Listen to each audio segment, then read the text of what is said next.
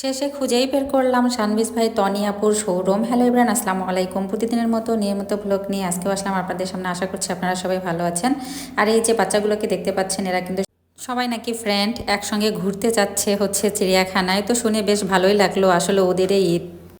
তো আমরা প্রথমে গেলাম, এ তো নিশাতে। ওখানে বাচ্চাদের অনেক সুন্দর কালেকশন, বড় ছোট মাপ অনুযায়ী অনেক সুন্দর করে ডিসপ্লে করে রেখেছে। আর দামটাও ফিক্সড করা, কোনো প্রকার ভেজাল নেই, শুধুমাত্র পছন্দ করলেই হয়ে গেল।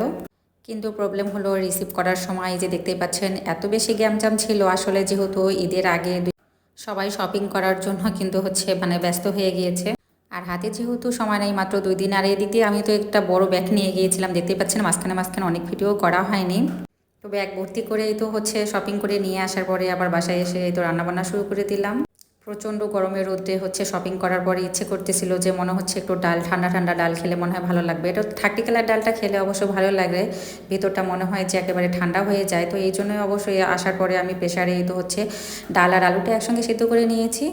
আর আপনাদের ভাই আবার কালকে বাজার থেকে পাট শাক নিয়ে আসছে। পাট শাকটা তো আমার অনেক অনেক পছন্দের। সব শাকের মধ্যে আমার পাট শাক আর নাপা শাকটা খুবই পছন্দের। মাসি এদিক দিয়ে আলু ভর্তা করতেছিল, আর এদিক দিয়ে আমি ডাল রান্না করার পরপরই আমি পাট শাকটাও রান্না করে ফেললাম। আজকে আসার সময় অবশ্য দই নিয়ে আসছি আর মুড়ি, বাসায় চিরা ছিল। তো ভাবলাম যে আজকের ইফতারটা দই চিরা মুড়ি কলা দিয়েই করব। আসলে ঈদ মানেই খুশি, ঈদ মানেই আনন্দ। ঈদের আয়োজনে প্রত্যেকটা ধাপ পূরণ করতে পারলে আর কি ভালোই লাগে। ধাপ বলতে বাচ্চাদের জন্য কেনাকাটা, বাচ্চাদের মেহেদি দেয়া, আত্মীয় স্বজন পাড়া প্রতিবেশী সবার জন্য কিছু কেনাকাটা করা। সাধ্যের মধ্যে যতটুকু পেরেছি ততটুকুই অবশ্য কিনে নিয়ে আসছি। আমি ভেবেছিলাম একদিনেই হয়তো বা সব শপিং আমি শেষ করতে পারবো, কিন্তু তার হয়ে ওঠেনি।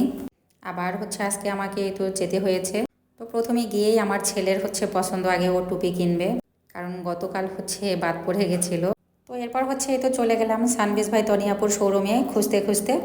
আমার জন্য আর আপনার ভাইয়ের জন্য অবশ্য কেনাকাটা করা হয়নি। তো যাই হোক, এখানে আমি কিছু 3 পিস দেখলাম, মাশাআল্লাহ সবগুলোই ভালো লাগলো। আর এখানে অবশ্য সবগুলো 3 পিসের উপরে 20% ডিসকাউন্ট করা ছিল। তো একটা 3 পিস আমি নিয়ে নিলাম।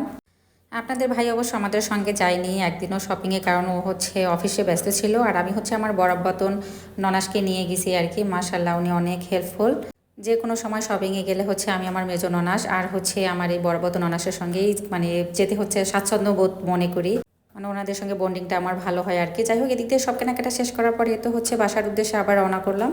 কালকে যেগুলো করতে পারিনি বাদবাকিগুলো আজকে সেরে ফেললাম। তো 2 দিন মিলেই আজকের ব্লগটা আমার এ পর্যন্ত। আপনাদের কাছে কেমন লাগলো অবশ্যই একটু লাইক কমেন্টস করে জানাবেন। আর বেশি বেশি ভালো লাগলে অবশ্যই একটু বন্ধুদের মাঝে শেয়ার করে দেখার সুযোগ করে দেবেন।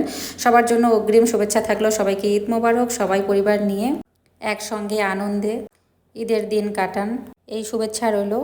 আর আপনাদের ভাইয়ের জন্য আমি একটা শার্ট নিয়েছি। অবশ্যই এই যেটা দেখতে পাচ্ছেন এটা আমার 3 পিস। তো যাই হোক, ও এখন পর্যন্ত সরাসরি দেখেনি, ও হয়তো বা ভিডিওতে দেখবে, জানি না ওর কেমন লাগবে। তো সবাই ভালো থাকবেন, সুস্থ থাকবেন। আল্লাহ হাফেজ, শুভরাত্রি, সবাইকে ঈদ মোবারক।